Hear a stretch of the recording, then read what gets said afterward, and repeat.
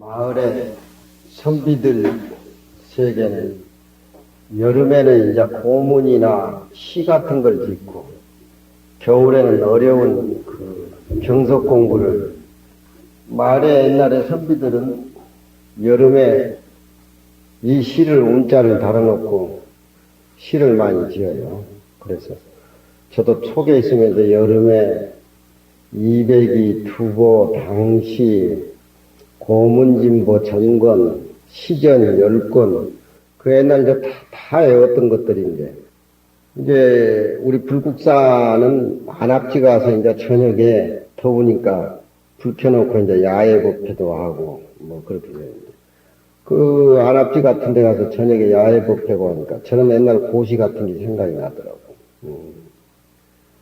금강경이나 또 원각경이나 기신론이나 영언경이나 이건 우리가 승려 생활하면서 필수 과목이지만 내용이 어렵고 또 여름에 강의를 하고 또 그걸 많이 읽으라고 하니까 사다리 속에 땀도 나고 골치도 아프고 하니까 애들이 그냥 푹푹거려 쌓고 그랬어서 토요일 일요일은 바리고양 안 하고 풀어주니까 아주 학장 선생님 최고라 그러고 승려 생활을 수행을 해도 꼭 지가 하잔 대로 해줘야 학장 선생님이 최고인지 그렇게 생각하는데 그놈들은 수행이 꼭 학장 선생님을 위해서 하지 지 자신을 위해서 하는 게 아니야.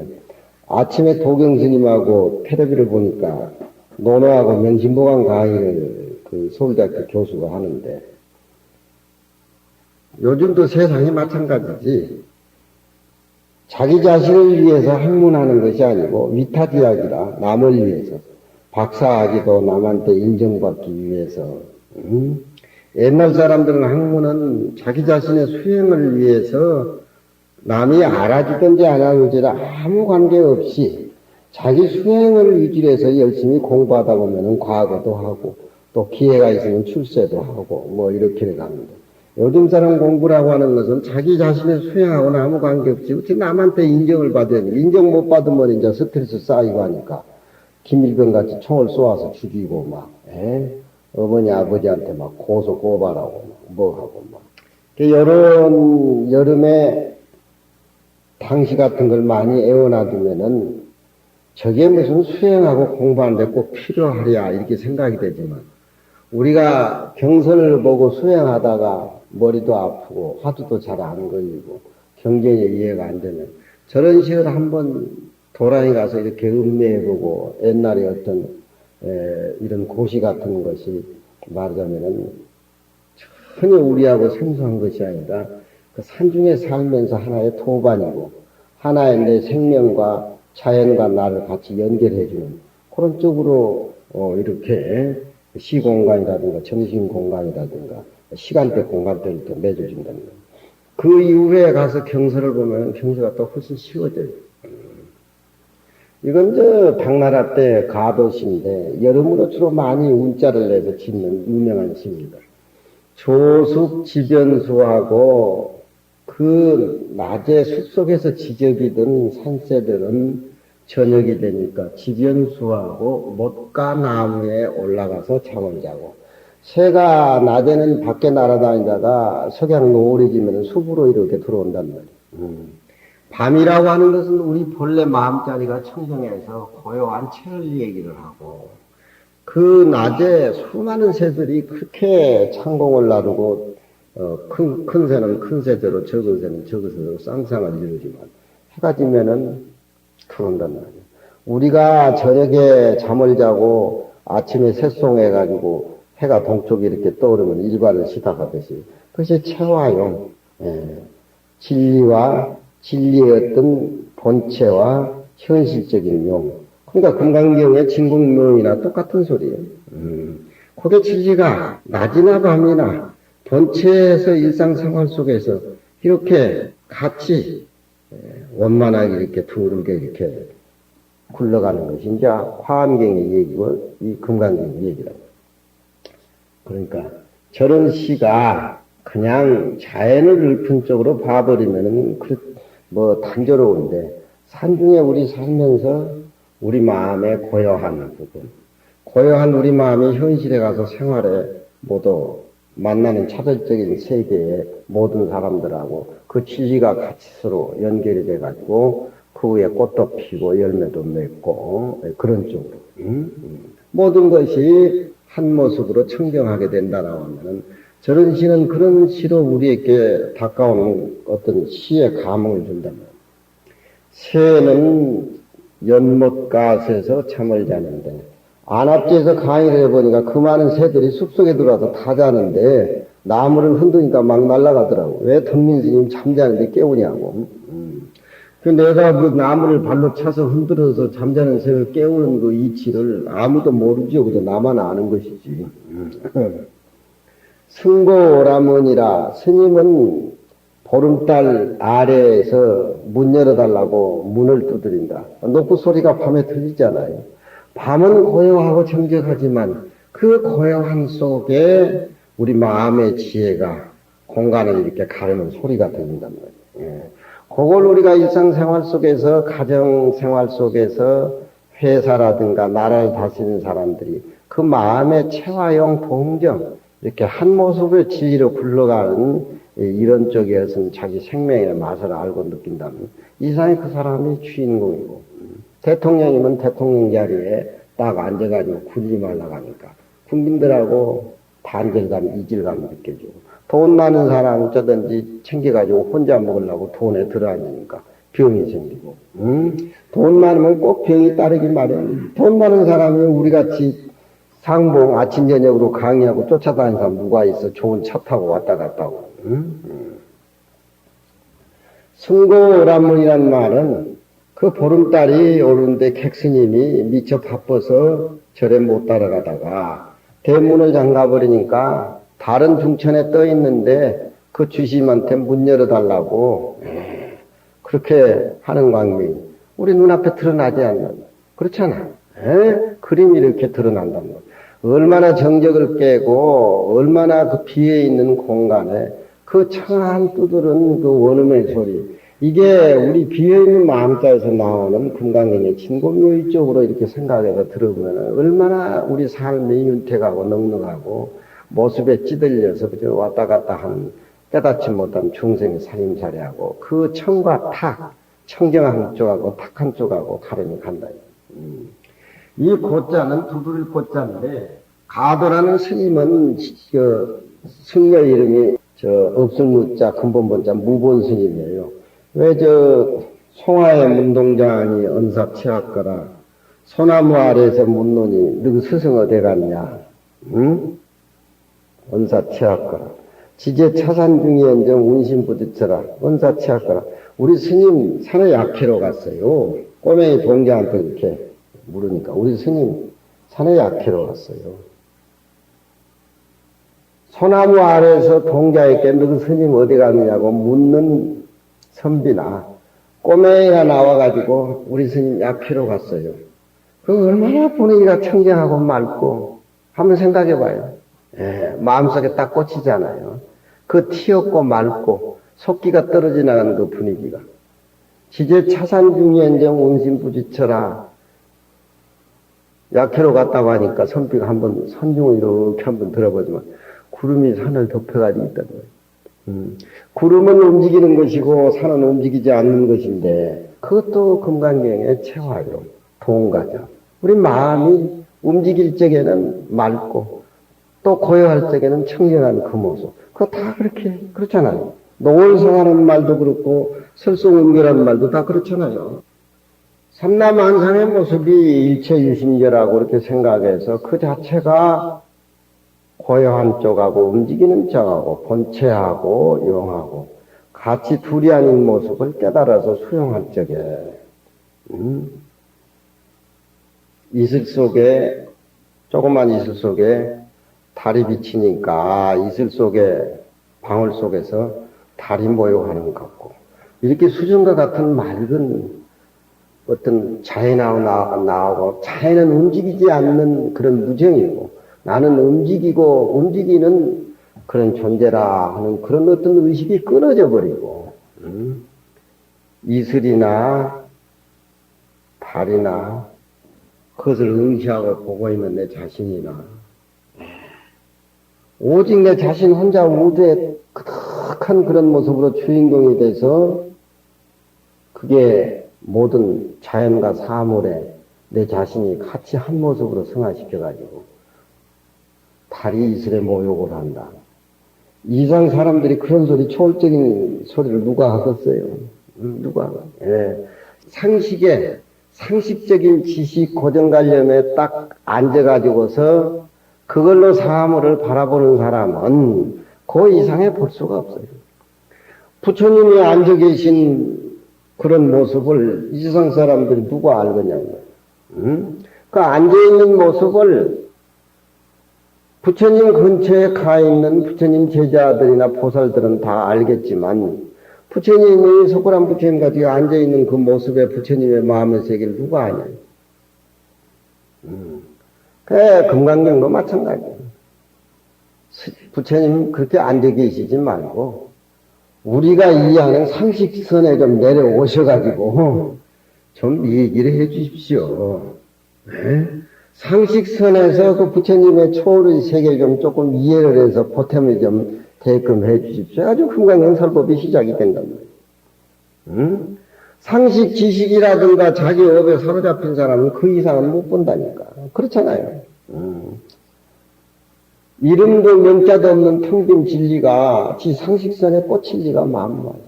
그 부처님이 우리가 요 앞에도 배웠지만 내가 이 얘기하는 것은 금강반야 바라밀 경이고 네가 그 명자대로 받들어서 독성하고 봉기를 해서 사구계를 통해서 부처가 되라. 그런 얘기를 부처님 하지만 또 얼른 반야바라밀은 반야바라밀이 아니야. 그냥 이름이 반야바라밀 뿐이야. 응? 예. 아빠 엄마가 못된 애들한테 버릇 고칠 때 네가 아빠한테 엄마한테 그렇게 달라들어가지고 싸가지 없이 그저 굴러다니는 것 같이 그렇게 함부로 해서 되겠느냐. 이렇게 달리다가도 아빠는 뭐 엄마하고 주워 뜯고 싸우고 뭐 늦게 들어오고 뭐하고 아들이 이래이래 막 스쳐 지나간단 말이야. 그걸 얼른 아버지가 알면은 나는 아빠 일뿐이야. 가정에 너하고 나하고도 하나의 일은 아니냐. 뭐 아빠가 무슨 소양이 있냐. 오늘 너한테 잔소리 드니까 네가 아빠 같아. 스승 같아. 그렇다고 해가지고 자식이 아빠가 되고 아빠가 자식이 되는 건 아니잖아. 그러니까 세상 사람들은 모습의 명상에 상식에 사로잡혀 있으니까 부처님이 진리를 이야기해도 또 좋은 쪽에 집착을 하고 또 나쁜 쪽으로 해가면 나쁜 쪽에서 그렇게 집착을 하니까 이게 고정관념이라고 하는 게 안 바뀌어지니까 반야바라밀도 반야바라밀이 아니다. 곧 그 이름이 반야바라밀이다. 그렇잖아요. 그러니까 진리를 큰 것을 봐버린 사람한테는 가짜 진짜 선악 시비가 존재하지 않은 겁니다. 못 본 사람이 그런 거. 제가 항상 얘기하지만은 불교는 가짜 진짜가 없다고. 정암이 걸어가면은 햇빛에 정광이 걸어가면 햇빛에 그림자가 이렇게 나타나는데 그 그림자가 정광 자신의 아니라고 뜯어낼 수가 있습니까? 못 뜯어내죠. 그림자를 통해서 자기 본 모습을 확인하고 본 모습. 또 금강기도는 저 앞에 금으로 만든 부처는 화로를 못 지나가고 나무로 만든 부처는 불을 못 지나가고 흙으로 만든 부처는 물을 못 지나간다고. 흙으로 만든 부처는 물에 집어넣으면 녹아 없어져 버리고 나무로 만든 부처님은 불에 넣으면 타버리고 금은 용광로에 집어넣으면 허물어져 버린다고. 그런 부처를 믿어서 되겠느냐. 자기 내면의 자기 마음 이치를 깨달아야지. 그런 얘기를 아버님이 많이 하지만 요 탁자에 앉은 부처님도 모양은 저렇고 가짜지만 저 부처님을 통해서 우리가 서가모니 부처님도 가짜지만 지금 무슨 의미가 있냐 이 말이야. 내가 이런 얘기하면 좀 이상한지 모르지만 영감 내려와. 별 볼 일 없는 거야. 그렇지만 가짜 그림자를 통해서 진짜로 그놈하고 친구를 어떻게 하느냐. 저놈이 착한지 나쁜지 어떻게 하냐. 그놈이 친구하고 같이 노는 걸 한번 봐봐라. 어디가 뿌리를 받고 억을 두고 있는가. 그렇잖아요. 그러니까 우리는 불교를 통해서 자연에 접근했을 적에 나와 절대 평등한 한 모습으로 보는 것이 대승견입니다. 물 따로 밥 따로 나 있는 게 아니야. 그러니까 노을 성하여 다른 이슬 속에 모욕을 하고 별은 은하 속에서 같이 모욕을 해. 나라는 존재가 있으니까 별도 은하도 이슬도 달도 나라는 존재가 없으면은 그게 어떻게 그걸 아냐 이 말이야. 에? 나라는 존재가 내 마음이 물건이라고 하면은 달을 보면은 별은 못 볼 거 아니에요. 그렇잖아요. 그렇지만 내 마음은 투명하게 짝이 없는 여의주 같아서 빨간 것이면 빨간 것을 비춰주고 파란 것이면 파란 것을 물이라고 하면 물질이라면 안 그렇잖아. 하얀 것을 빨간 것에 섞어버리면 같이 이렇게 혼합이 되지만 우리 마음자리는 아무리 삼라만상에 스쳐가도 그 비어있는 본래 청정한 모습은 항상 그대로라는 그걸 깨닫지 못하고 어둠이라는 것이 내 마음에 딱 깔리게 된다라고 하면은 온갖 망상이 마음에 다 찍히지요. 일상생활. 잘해준다, 못해준다, 꼼꼼. 그건 내 마음의 그림자지 내 본마음은 아니다. 내 본마음을 모르고 그림자에 의해서 사는 사람이 12인연을 가지고가지고 우리 명원 법사님이 강의한다고 하니까 그 무명에 의해서 잘못돼가지고 그렇게 삐져진 이 그림자의 진짜 모습이라고 그렇게 생각해가지고 사는 게 중생의 업이라. 그렇잖아요. 저렇게 구름이 와서 안개들이 같으면 파란 하늘이 구름이 끼든지 안개가 끼든지 노을에 덮여든지 파란 하늘이 영원히 존재하는 거예요. 그러니까 파란 하늘을 근거로 해서 하늘에 구름도 끼고 안개도 끼고 저녁 노을에도 끼고 그러니까 그건 끼든지 말든지 그게 관심 가질 게 못돼. 근데 중생은 안 그렇게만 있다고 없다고. 내 본래 청정한 마음을 뿌리로 해서 무명도 생기고 업도 생기고 선악도 생겨가지고 살아가는데 그것을 원래 그건 없어.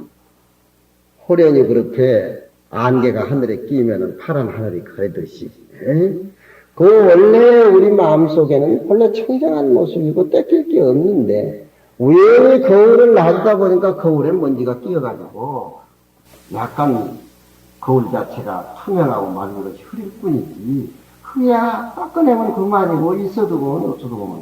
중생은 안 그렇거나 아집과 고집과 탐진치여 가지고 그 흐려진 것을 지거울이라고 지모습이라고 생각해가지고 꼼짝달싹. 응? 네. 그런 것들은 망상은 원래 없으니까 관심 가질 거 없어. 이게 금강경의 이치야. 텅 비어있는 모습. 네. 수상양식도 그렇고 다 마찬가지고. 그러니까 노을성하는 말은 노을성하라는 말은 이상에 다 이승은 어디서 오셨는가? 응? 상자요? 근데 상자가 스승보다 나아 보이네. 왜 스승은 안 데려갔어? 스승은 어디 무슨 송이산에 안개 덮어버렸는가? 설성은교도 마찬가지야. 설성은교도 마찬가지. 장 얘기하지만 불교를 알고 마음을 이렇게 깨닫고 오면 꽃 한 송이 뭉게구름 산을 덮다가 바람에 한가롭게 스쳐가는 것도 다 자기 마음의 자화상으로 이렇게 보여준다. 누구를 미워하고 누구를 꼭딱지 좋다고 핥고 다니는 것은 그 나중에 미워할 증거란 말. 나는 나를 좋다고 하는 사람이 제일 겁나더라고. 그러니까 설성은교라고 하지만 파란 소나무가 눈이 와가지고 파란 것이 하얀 걸로 변했다라고 하지만 그 파란 내면에 그 소나무는 하얀 눈 속에 파란 것이 더 생생해 보인답니다. 그렇잖아요.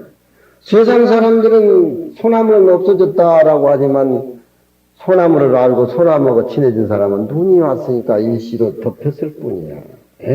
눈은 녹았다 내렸다 내렸다 녹았다. 봄이 되면은 소나무의 비파 소리가 또 울릴 거고 겨울 되면 또 하얀 눈이 쌓여. 그거 이 세상에 시비하는 사람이 누가 있겠냐 이 말이야. 더 숨겨질수록 내 마음의 진리는 더 드러나는 것. 모습도 없고 빛도 색깔도 없는 그 모습. 그렇잖아요. 그러니까 세상의 지승이는 상식선에서 불교를 이해하려고 하니까 소나무에 파란 것을 못 보고 눈만 보는 거야. 그게 눈 떨어지 어디 소나무가 있느냐. 그러니까 우리가 불교를 만나서 공부하는 것은 우리 마음에 그런 불가사의 신비. 원교도 마찬가지지. 산의 몇 뿌리가 큰 산이 구름에 가려 있을 적에는 파란 산이 구름같이 보이지만 구름은 움직이는 것이고 바람이 불면 한가하게.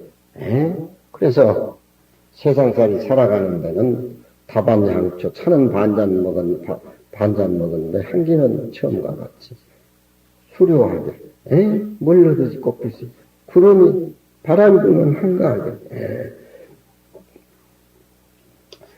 그러니까 승고오라문이라고 하는 것은 원래 이 가도라는 시인이 밀퇴자를 썼어요.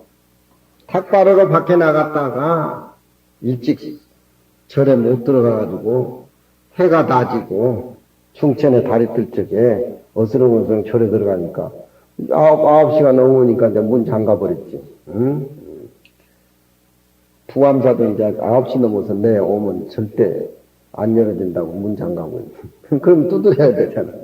근데 고자는 문을 이렇게 두드리는 거고 퇴자는 미는 거야. 이렇게 싹 미는 거야. 그러니까 그 얼음의 소리가 다르잖아. 똑똑 소리 들리는 거하고 삑 하고 밀리는 거하고. 그러니까 원래 저자는 추자인데 문을 민다 할 때에는 발음을 퇴로 한단 말이야. 걔 가도가 시를 지으면서 이건 친구 별자이라서 지은 시인데 퇴자를 넣어야 될까 고자를 넣어야 될까 승퇴오라문이요 승고오라문이요 뭐 이렇게 해서 이 자를 놔도 좋은 것 같고 저 자를 놔도 좋은 것 같아서 고심을 한 거예요. 두보시는 우리가 뭐 몇천수가 되는데 시 한 수 한 수가 떡주무르듯이 이 자를 낳아야 될까 저 자를 낳아야 될까 며칠 꿍꿍거리고 또 시상에 안 따르고 시상에 안 떠오르면은 저 잔디밭에 가지고 막 잔디를 뜯어. 그래서 두부 손가락이 없다 그러잖아. 시를 지어도 그렇게 지어야지. 요즘 사람들은 그저 미천 고문 실력이 없으니까 그저 신문지상의 지식으로 이렇게 보고 배워서 그러니까 시의 생명이 없지. 그건 그냥 뽕짝 유행가나 똑같아. 클래식같이 오래 가지를 않아. 시절은 600년이 지금 흘러도 도도 이렇게 흘러내려오지만 유행가야 뭐 그렇게 오래 못 가 그런다. 그러니까 이틀을 고심을 한 거야. 밀퇴자를 쓸까 두들고자를 쓸까. 그래가지고 두 갈래길에 걸망지고 이튿날 나와가지고 두 갈래길에서 저 생각을 하다가 시간과 공간을 잊어버린 거야. 시삼내 들어버려. 태냐 고냐 태냐. 그 당시에 이제 당나라 말 때 팔대가의 한 사람이 한태지라고 유명한 사람이죠. 유교를 당나라 말에 집대성 해가지고 그 집대성한 사상이 명도 이천 선생으로 내려와가지고 주역에 그 도덕성을 유지한 주역이 형성이 되고 연계선성을 해가지고 쭉 내려와서 주자로 내려와가지고 유교가 집대성이 되는데 중을 가장 미워한 사람도 한태지야. 유교를 세상에 꽃을 피워야 되니까 불교를 미워할 수밖에 없는. 그 사람이 그 당시에 경조윤이라고 하면은 요즘 서울 시경 무슨 경찰 국장이나 뭐 그런 데 굉장히 높은 지인데 아이 그 경조윤이 가마를 타고 내려가는데 웬 스님이 길 한복판에 서가지고 길을 안 비켜준단 말이에요. 그래서 잡아오너라. 도대체 지가 뭔데 산골중이 그 아무것도 땡전도 없는 양아치 빈도가 어떻게 경조윤이 행차를 하는데 길을 안 비켜주냐 이 말이에요. 잡아왔어. 그래가지고 한태지가 어디 저 산골 스님이 경조윤이 행차하는데 길도 안 비켜주고 그렇게 써있는 거예요. 제가 다름이 아닙니다. 이틀 전에 저 시를 지었는데 승태어로 해야 될지 승고로 해야 될지 시상에 졌다 보니까 이게 두 갈래 길인지도 모르고 벌써 이렇게 내가 오전에 와서 생각한 것 같은데 저녁 해가 질 무렵까지 이렇게 서 있는지 저도 몰랐습니다. 너무너무 죄송합니다. 그러니까 그러면 그렇지 얼굴이 청수하고 맑은데 시인 같아. 시를 지려면 승려복을 옷을 벗어야지. 그러면서 그 한태지 선생님 당송 8대가 유명한 문장가니까 도하고 문장은 또 달라. 도하고 문장 도와 문장을 겸할 수는 없어요. 그래서 옛날에 스님들은 자기 수행의 어떤 기록들이 문장을 잘 만나면은 우리 같은 문장가를 만나면 이제 피석을 잘 지어주니까 비문을. 그래서 그 도가 최고원 선생 만나가지고 진감선사라든가 저기 동암사 지진국사라든가 무렴스님이라든가 그게 신라말 때 사삼비명이 최고 아닙니까? 그런 서너 세계를 고은 선생이 비석에 삽입시켰으니까 지금도 그렇게 신라의 그 어떤 시의 정신이라든가 신라 때의 그 골격으로 되어 있는 벼슬지라든가 그게 다 참고 자료가 된다. 이 사람아, 그건 시각적으로 청각적으로 두드릴 꽃자가 오음의 소리가 튀어나오지 미는 삑 소리보다 낫다. 그래서 뒤에 이제 승거오라 뭐 이런 그런 거. 선비세계에서는 시를 지어가지고 제자가 선생한테 줄 적에 저 퇴고 좀 해주십시오. 퇴고란 말이 고쳐달라는 말이에요. 퇴고란 말이 거기에서 이제 한태지한테서 나온 소리예요. 퇴고란 말은 원고 좀 고쳐주십시오. 다 저런 소리 할 줄 알아야지 무슨 이제 시 지었는데 이거 좀 고쳐달라고 하면 좀 무식한 소리 좀 퇴고 좀 해주십시오. 그렇잖아. 공부를 안 하니 무슨 뭐 금강경을 내가 1년 2년 강의라도 안 하니 뭐 그게 무슨 뜻이 뭐 생전 묻는 사람도 없어요. 시비에만 하면 우리 혜원 선생님하고 현진 선생님은 날 잡아먹으려고 그러고. 그래서 승거오라문이. 승거오라문. 아무것도 아닌 것 같지만 맨날 끼리끼리 앉아서 공부를 하는 것을 지가 올린 내가 온 거지만 큰 스승의 앞을 쓱 지나가면서 말도 크게 할 것도 없어. 그저 그 어떤 돋보자락에 풋풋한 생명의 어떤 수양의 냄새가 풍겨서 지나가면 다 해결되고 그게 무슨 시기가 있겠냐. 그러니까 승고라면 짝이 기가 막히잖아요. 짝이. 짝이 기가 막혀. 가교 분야색이요 이서 동군이라.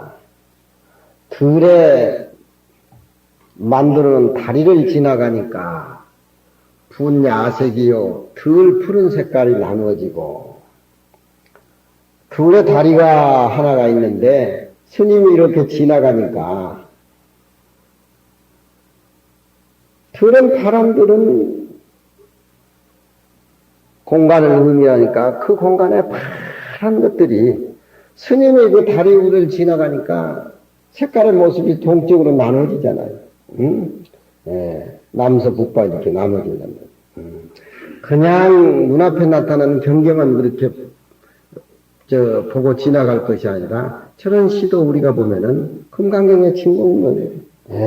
공간과 스님이 다리 위를 지나가는 그 시간대가 아주 고진해가니 조용하니 우리 눈에 이렇게 다가올란 말이에요. 그런 게 다 느끼는 것이 공부심이라. 다리하고 파란들하고 무슨 관계가 있고 다리 지나가기로 선이 무슨 너무 그게 굉장할 것이 있겠냐 그렇게 보이지만 저런 속에 저렇게 읊은 것이 또 우리들로 하여금 공간과 시간대를 형성해서 하나의 들 그림자가 이렇게 나타나. 이석의 동운군이라 돌이 옮겨가니까 구른 뿌리가 움직인다. 이석의 동운군이라 돌이 옮겨가니까 구른 뿌리가 움직인다. 저건 또 무슨 소리겠어요? 정광, 최선녀. 돌이 움직이니까 구른 뿌리가 움직인다. 무슨 소리겠어? 우리 해경학 보살님. 저건 옛날 스님들한테 물러봐도 저렇게만 해석을 하지 쉽게 그렇게 해석을 해준 사람이 별로 마음다기 없더라고. 그러니까 시는 지어봐야 돼. 지어보질 않고 남의 시가 이러끔저러끔 해석하는 건 좀 이상해. 맛이 안 나. 내가 시를 저렇게 한시를 많이 지어보니까 저런 것들이 턱턱 떠오르더라고.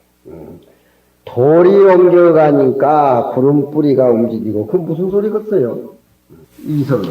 돌이 옮겨가니까 구름뿌리가 움직이고. 그러니까, 이게 문자하고 이 뿌리 근자가 이제 문자인데, 이 뿌리 근자를 그렇게 놨단 말이야. 그 구름뿌리가 움직이고 돌이 옮겨간다. 이건 우리가 그 어떤 인왕산에 비가 오려고 구름이 이렇게 덮였는데, 그 구름 자체가 전체로 덮인 것이 아니고, 저 인왕산 큰 바위, 문수봉 큰 바위 같은 것이 뭉게뭉게 이렇게 있고, 산이 파릇파릇 보이니까, 큰 바위가 형성되어 있는 것이 구름이 쫙 깔려있고, 뭉게구름이 여기도 한 뭉치, 저기도 한 뭉치, 그래 있는 그 뭉게구름이 그게 한 뭉치 있는 게 가도 눈에는 돌로 보이는 거예요. 돌로 그렇게 생각. 그것들이 바람이 불기 전에는 가만히 있었는데, 구름이 바람이 불어가지고 구름 뿌리가 움직이니까 마치 그 돌들이 뭉게구름 같이 한 뭉택씩 움직여가지고 저 산으로 옮겨가는 것 같은 거예요. 구름이 이렇게 날아가요. 그게 조화를 이룬단 말이에요. 구름 뿌리가 움직이니까 바람이 불기 전에 구름이 산에 이렇게 갇혀가지고 움직이지 않다가 바람이 부니까 구름 뿌리가 움직이니까 마치 큰 바위가 둥둥둥 떠가지고 저쪽으로 옮겨가는 것 같다. 아주 자연스러운 거. 자연스러운 거. 모든 것은 저렇게 자연스러워야 된다. 물 흐르듯이 꽃 피듯이 자연스러워야 된다는 거예요. 사람이 울고 있는데, 슬퍼서 울고 있는데 옆에서 깔깔 웃으면 그게 자연스러운 것이 아니지. 사람이 기뻐서 즐겁게 그렇게 자연스럽게 기쁘다고 그렇게 둥둥 뛰어서 좋은데 자기는 또 엉엉 울어서는 안 됩니다. 사람이 울면은 같이 울어주고, 사람이 슬픔은 그 사람의 슬픔을 자기화해가지고 같이 슬픔을 서로 나눠 가질 수 있는 그것이 말하자면은 다정의 불심이라고 정하는 것이 부처님 말입니다. 그게 자연스러워요. 자연스러운 것은 달을 지나가니까 그 색깔이 나눠지고, 구름이 움직이는, 돌이 움직이는 것은 구름이 바람에 흔들려서 지나가기 때문에 그렇게 자연스러운 것. 이것을 우리 인간에 접목을 시켜가지고 선비들은 우기우 낙기 낙이라, 그 사람의 근심스러운 것을 우라고 하는 것은 같이 근심해주고, 대통령이 돼가지고 국민의 슬픔을 외면하는 건 대통령하고 자격이 없는, 국민의 슬픔을 자기 슬픔화 해가지고서 슬퍼할 줄 아는 사람은 그 사람이 말하자면 이 세상의 주인공이에요. 국민의 슬픔을 외면해버린 대통령, 국민의 슬픔을 대변해야 될 국회의원이 자기 이름이나 영합해버리면은, 그게 아무 자격이 없는 사람으로서 가치가 없는, 남의 슬픔을 자기 슬픔화해서 같이 슬퍼해주는 것이 그게 자연스러운 거예요. 이석의 동군이요, 화교의 분야생각. 수레나 그래, 안 그래? 근데 욕심이 많은 국회의원들이나 대통령, 저기 빨리 죽어야 내가 출세를 하는데, 저기 안 죽고 안 떠나니까 미치고 환장한다는 거예요. 모습에 사로잡혀가지고 모습이 전대인 양 사는 사람은 그런 낫기나 또 마찬가지지.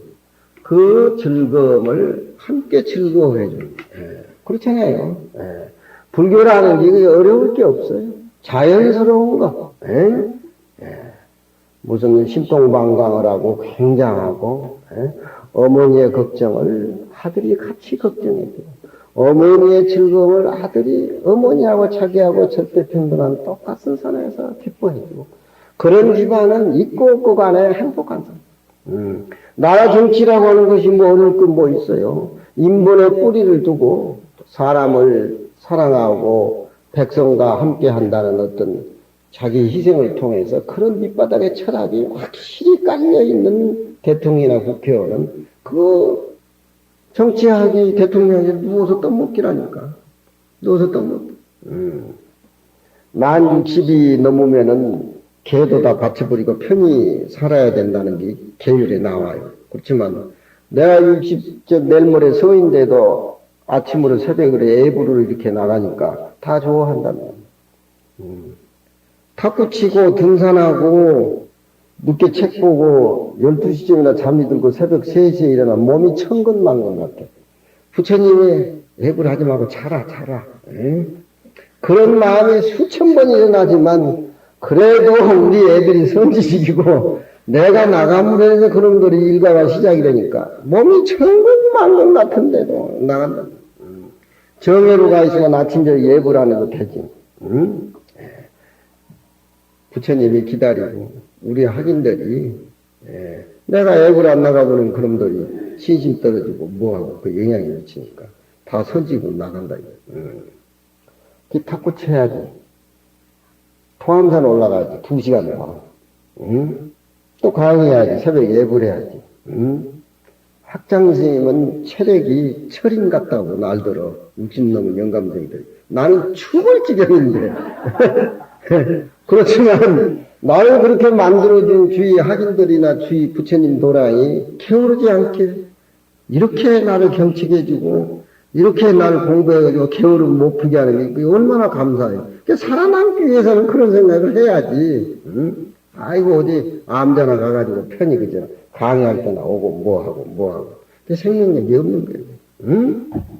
이게 우기우라고 하는 것이 부처님의 마음이고 낫기나기라는 말이 부처님. 이 세상에 이런 마음을 가지고 있는 사람이 부모고 다 주인공이에요. 그래서 선비들 세계 가면은 집을 우락당이라 이렇게 지어놓는단 말이에요. 우락할 수 있는 사람은 다 모여라. 이 나라를 함께 우리가 한번 살려보자. 우락할 수 없는 사람은 나가라. 동참하지 말아라. 이런 기상력이 다 들어요. 지장보살은 지금도 지옥 앞에서 눈물을 흘리고 있다는 거예요. 뭐 때문에 눈물을 흘리겠냐면 지장보살. 지장기도 하면서 우는 건 고사하고 요즘 스님들은 눈에 눈물이 꽉 말라버렸어. 시주나 어찌든지 많이 하는 보살들이 나오면 그냥 껍질 넘어서 맨발 벗고 나가고 불전 안 넘으면 그냥 외면해버리고.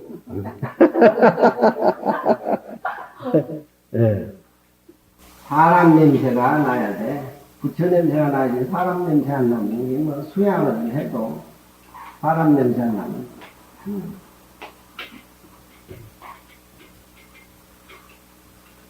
내가 어려서 범어사 절에 오니까 율사 스님이 나이 40대가 됐는데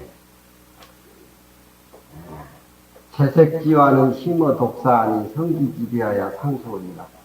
수행하는 사람이 잿물을 욕심을 낸다든가 색이라고 하는 것은 뭐든 여자를 두고 얘기하겠지만 여자를 그리워한다든가 머리를 깎고 출가를 해버렸으면 그 머리 위에 이거 수행을 전념을 해야 되는데 잿물과 색이라고 하는 것은 독사보다 더 심하니까 성기지비하여 상수오리라. 항상 그것을 조심해라.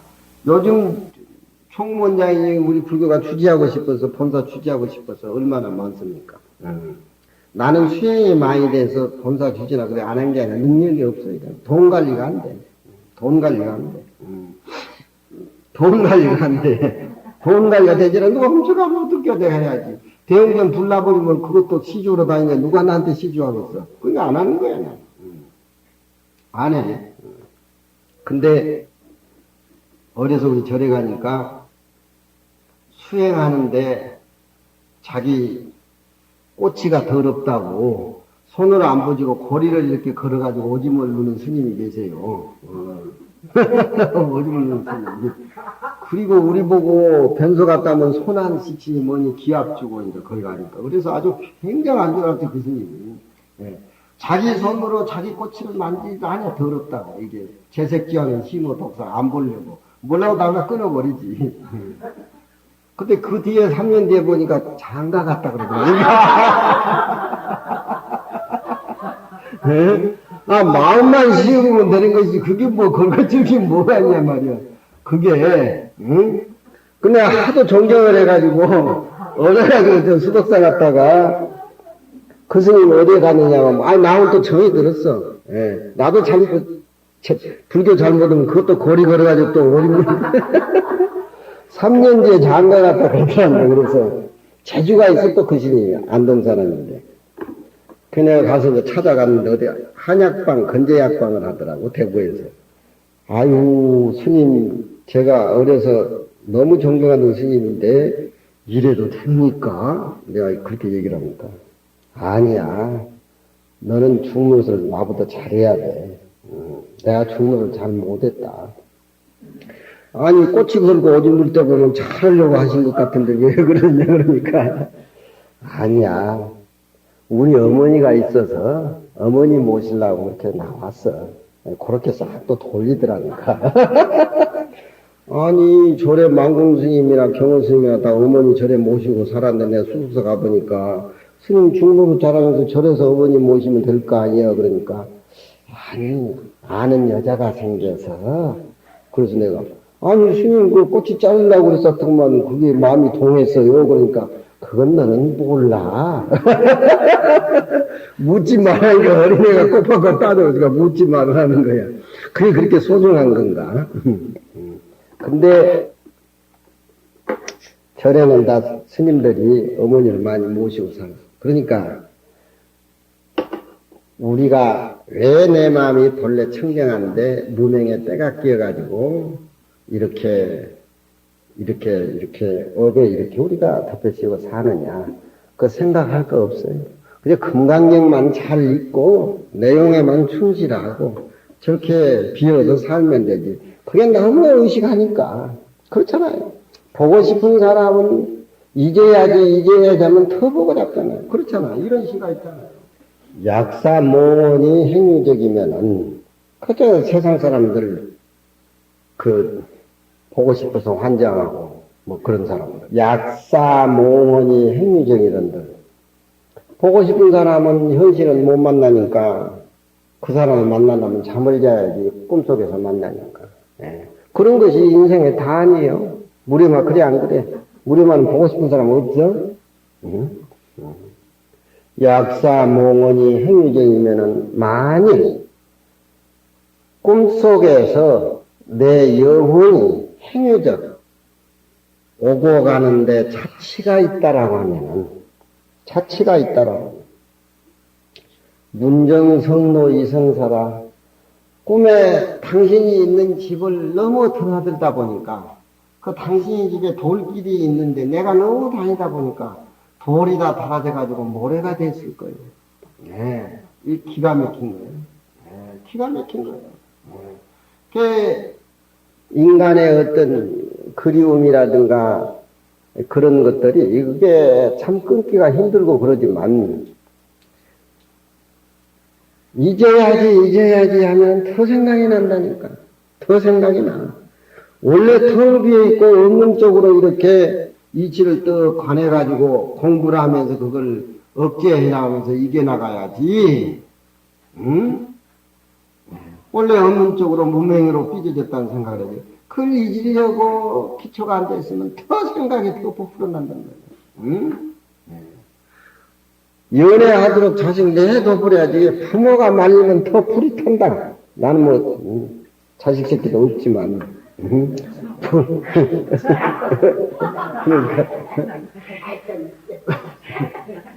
약사몽원이 행적이 만일 내가 꿈속에 현실에는 못 만나니까 너무 지극하니까 보고 싶어서 잠을 자야 된단 말이에요. 그 사람은 날 아는 척도 하지도 않아요.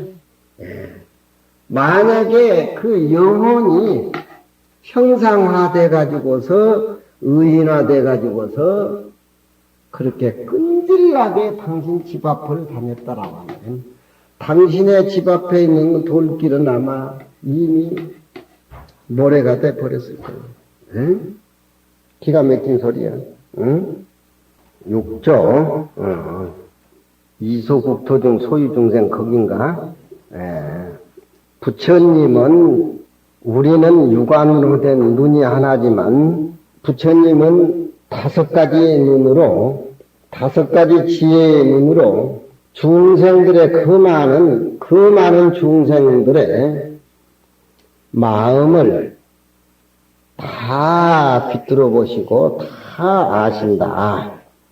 깨닫지 못한 중생들의 마음이라고 하는 것은 무명의 마음이요, 항상 상대적인 마음을 갖고 있기 때문에 망령된 마음이요, 그런 무명이라든가 망심에 뿌리를 두고 있기 때문에 그 근본 뿌리를 부처님은 중생의 근본 뿌리를 알고 계시기 때문에 중생의 마음을 다 안다, 그런 얘기입니다. 그건 통틀어서 중생이 모습에 사로잡혀가지고 사는 중생의 마음은 망심이기 때문에 부처님을 다 안다. 망심이라고 하는 것은 우연히 생겨서 일어난 것이지, 진심이 아니기 때문에, 식등망심 비심하면은 중생의 망심이 진심이 아니라고 하는 것을 식득에 알면은 이 이름이 바로 마음이니 이 마음이 곧 이 진심이며 항상스러운 마음이며 부처님의 마음이며 지혜로서 저 언덕을 건너가는 반야 바라밀의 마음이며 청정한 깨달은 열반의 마음이다. 그런 얘기입니다. 우리가 자기 자신이 잘못을 저질러 가지고서 배운 사람은 배운 살수록 더 자기 자신의 주장을 구체화하고 그런데 부처님은 그런 마음을 너무나 잘 안다 이 말이에요. 중생의 깨닫지 못한 마음들은 전부 그렇게 자기 상에 자기 고정관념에 사로잡혔기 때문에 전부 그것이 망령된 생각 아닌 것이 없다고. 금강경 공부라고 수행을 하면서 이 마음이 잘못된 마음이야 이걸 느꼈을 적에 그 마음이 부처님의 마음이고 항상스러운 마음이고 또 자기 자신의 잘못을 인정했을 적에 그 사람은 무한한 청정한 보리의 깨달음의 마음이고 모든 것을 다 이룰 수 있는 반야바라밀의 마음이다. 그런 얘기입니다. 부처님은 우리 눈보다도 눈이 4개가 더 있어가지고 그 지혜의 눈으로 중생의 마음을 다 깃들어 본다. 중생의 마음이라고 하는 것은 총의 이름에서 망심일 뿐이다. 망심이라는 근본 뿌리를 부처님은 아시기 때문에 반야바라밀을 잘못을 중생이 깨우쳤을 적에 이게 소중한 게 불교에서는 깨달았을 적에 잘못을 깨달았을 적에 그건 부처님의 어떤 마음의 세계에 향상할 수 있는 그런 어떤 청정한 마음의 문이 열린다는 거예요. 그러니까 우리가 연꽃을 봤을 적에 연꽃은 꽃하고 같이 열매하고 같이 형성이 되잖아요. 그렇잖아요. 그래서 우리가 금강경을 배우면서 내 마음이 물든 마음이고 청정한 마음이라 이렇게 깨달았을 적에 마치 연꽃 꽃하고 열매하고 동시에 성취되고 이루어진 것이다 라고 하고 인과 동시라 그래 그거는 그 금강경에서 지금 그 얘기라. 다른 복숭아꽃은 꽃이 피어서 낙화가 돼서 복숭아 열매가 나무에 열리지만 연꽃은 그렇지 않단 말이에요. 느꼈을 적에 씨는 씨하다고 열매하고 동시에 성취된단 말이에요. 연꽃 한번 보세요. 그래서 연꽃이라. 꽃이 더러운 데서 피어난다는 처럼 상정의 뜻도 있지만 화엄경의 세계에서는 인과 동시를 그렇게 표현한단 말이에요. 이게 소중한 기라. 야부스님 병다의 암약성이로다. 병을 많이 앓음에 병을 많이 알아보는 사람한테는 약의 성질도 너무너무 많이 한다. 병을 많이 하는 사람은 이 병을 정경을 쫓아다다 보니까 의사 반의사가 다 된 거야. 응? 반의사가 다 된 거야. 이건 뭘 의미를 하느냐? 중생의 세계에서 부처님이 고생을 많이 했기 때문에 술 먹는 사람은 사정한다고. 부처님도 깨닫기 전에는 우리하고 똑같은 중생이라서 중생의 망심, 망령된 만분명심을 너무나 잘 안다 이 말이야. 그 비유해서 하는 소리야. 병을 많이 알매 약의 성품도 많이 알미로다. 약 얘기 많이 하고 위생 얘기 많이 한 사람 치고 몸 건강한 사람 없어요. 몸 건강한 사람 없어. 위생자가 다 신경질쟁이고 병 많아요. 무료만은 안 그래. 설이 세상 사람들이 병이 없으면은 의향이 공소하고 환자가 없으니까 손을 팔짱을 끼고 가만히 앉아 있어야 되겠죠. 그렇죠? 그런데 희한하게 요즘은 사람들이 음식도 그렇고 공기도 그렇고 마음도 그렇고 병원에 가면 어디서 그렇게 사람들이 모이는지 난 병원에 안 가버려. 병원에 안 가고 우리 회원 스님이 아주 좋은 차를 줘가지고 이틀 아주 그냥 말로 해가지고 그냥 물 해가지고 먹어볼 거면 병이 다 나가버리더라고. 그래서 나는 병원에 안 가기로 했어. 병원에 가면 또 내가 또 행자 같아 보니까 의사들은 다 조실방장 같고 부처님 같고 어떻게 해야 돼? 그거 다 차례 나래비 서고 안녕은 들어오시오 하면 들어가야지. 별 수 있어. 허리가 아프다 그러니까 우리 스님이 야야 나이 60이 넘으면 침 맞아야 된다 안 된다. 그래서 어디 좋은 데가 있습니까? 그러니까 태전에 가면 딱 끝나는 데가 있다. 나도 가뜩고만 어깨 침을 맞았더만 좋더라도 난 침을 또 못 맞아. 무슨 이물질이 몸에 들어갈까 안 맞아. 그리고 또 침 맞을 체질이 아니라 난. 그래가지고 우리 스님 모시고 내가 가뜩고만. 우리 스님은 이제 속인 이름이 김상한이고 우리 스님이 김상한이고 나는 이름이 이제 다른 일이지만 스님 꽁무니 따라가니까 이름이 이제 불국사 학장이라 김상한씨 들어오시오 그러더만 불국자 학장 스님도 같이 들어오시오 그러더라고. 그러니까 우리 스님이 얼마나 자존심이 상했는지 같이 옷을 벗으면 침 맞으면 옷을 두 개를 벗어야 되니까 야야 김상한이는 형편없고 불국사 학장님은 굉장한 줄 아는 것 같다. 그래서 내가 스님 제가 김상한이고 그럼 스님 불국사 학장 아십시오. 속인 이름을 의사가 냅다 불러대니까 얼마나 잘 죽음을 하신 지가 벌써 60년이 넘었는데 무슨 우룡스님 들어오십시오 하던지 이거 보험사가 되니까 뭘 알아야 돼. 죽일 거에 살릴 거에 침 맞으러 왔는데 그 침쟁이가 선지식이니까 세상 사람이 병이 없을 적에는 의왕이 손을 꽂고 앉아있고 중생이 마음이 청정해가지고 때가 없음에 부처님의 날은 무이라고 하는 것은 중생 구제할 것이 없는데 부처님도 별 볼 일 없죠. 그건 무슨 슈퍼마켓 문 닫아야지 별 수 있겠어요 그게. 근데 여기는 그렇지 않다 이 말이야. 상 금강경에 대해서는 상 큰 나라 대통령이라는 상 내종교가 최고라는 상 인종차별 이데올로기 이념 얼마나 복잡합니까? 세계는 그래도 다 통일되는데 남과 북이 지금도 우리나라는 갈려있죠. 이게 업병이라 이게. 업병. 불교 입장에서 풀지 않고 현재 남북 통일이 어려워요.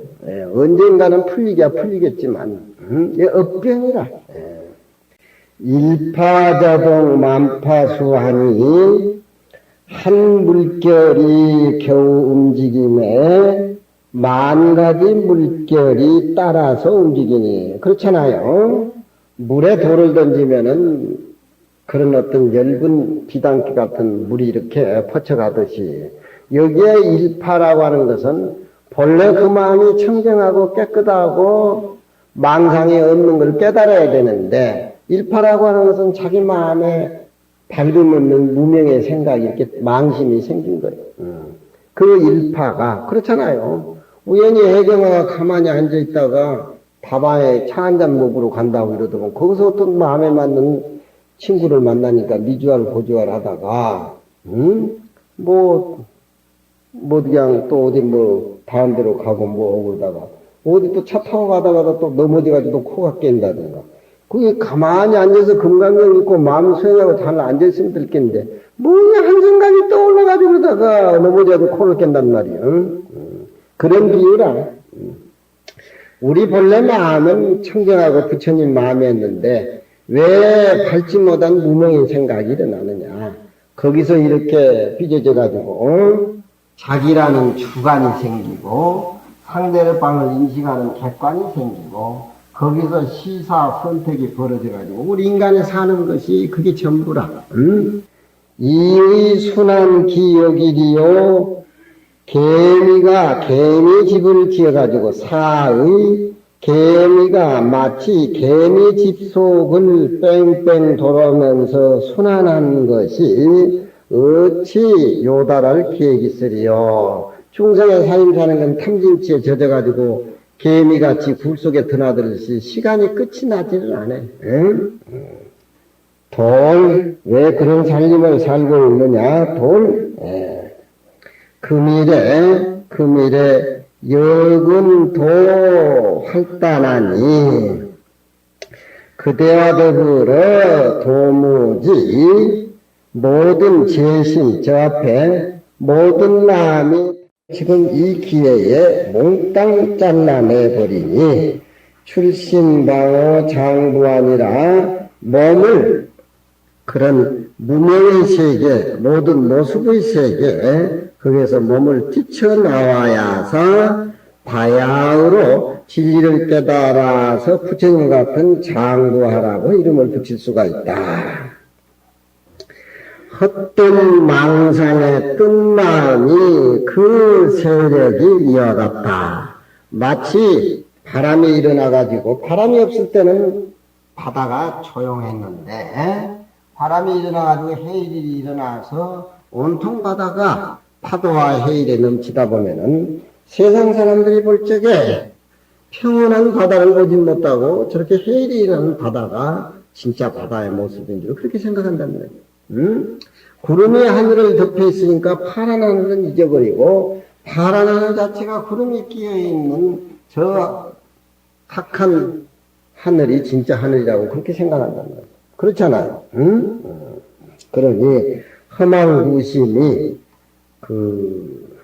미국의 심리학자가 인간이 하루에 생각하는 것을 숫자로 계산하는데 6만 가지 중에서 7만 가지를 생각한다는 건 해경하는 건 얼마나 생각하겠어요. 근데 그게 65% 7%가 지나간 과거. 그렇잖아요. 지나간 과거. 그리고 5% 정도는 미래에 가까울 그런 생각을 하는 거예요. 그게 여기서 얘기하는 허망구심이라.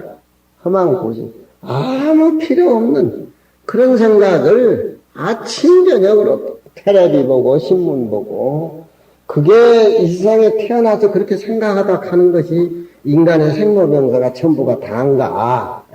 한번 그거 생각해 볼 여가도 없이 또 자고 일어나서 또 일과 자면서도 또 그렇게 생각하고 또 그렇게 생각하고 그런 것이 괴물 쳇바퀴들 듣기 그렇게 한단 말이에요. 돌 못쓸 그런 살림살이 살아서 안 돼. 마치 그런 생각이 연결된 것이 그 새가 개미가 쳇바퀴 돌듯이 그렇게 한다 이거죠. 돌 망상이니 그 망상에 이렇쿵저렇쿵 생각하는 망상의 그 많은 수풀이 금강경 시경스러운 칼날을 향해서 다 끊어버리니 어헌이란 말은 여기에 그런 얘기입니다. 바야흐로 때가 끼지 않는 청정한 본래 자기 몸을 현이라고 하는 것은 나타났다. 자기 본래 모습이 나타났다. 부처님은 중생의 모든 마음은 뜬 마음이고 그런 진심의 마음이 아니다. 그냥 그것은 그냥 마음이라고 이름 붙일 수가 없다. 재심이라든가 비심이라든가 뜬 마음 그런 마음을 금강경의 지혜는 모습은 다 없어져 버리고 비워버리니까 범소이상이 계시어 허망 약견재상 비상직견제래. 부처님이 30 이상도 자기 모습이라고 얘기하는 거 부처님도 자기 모습을 부정해버리고 근데 중생은 상덩어리에 얽매가지고 허덕거지를 못하니까 그게 전부라고 생각한다는 거예요.